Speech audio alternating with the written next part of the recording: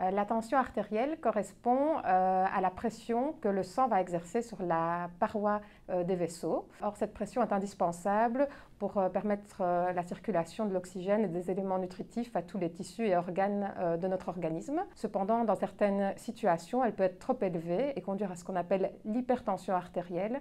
Or, celle-ci va être néfaste de différentes manières pour notre organisme.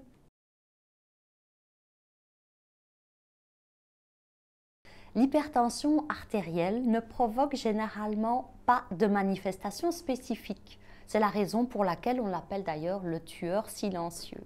Sa découverte est souvent fortuite lors d'une consultation médicale de routine. Néanmoins, une personne hypertendue pourra se plaindre de symptômes comme des maux de tête, des vertiges, des palpitations ou encore des bourdonnements d'oreilles.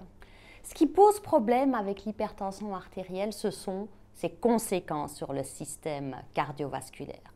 En effet, elle va favoriser l'apparition de plaques d'athérosclérose qui vont aller jusqu'à l'obstruction éventuelle de l'artère. On pourra constater un infarctus du myocarde, voire un accident vasculaire cérébral.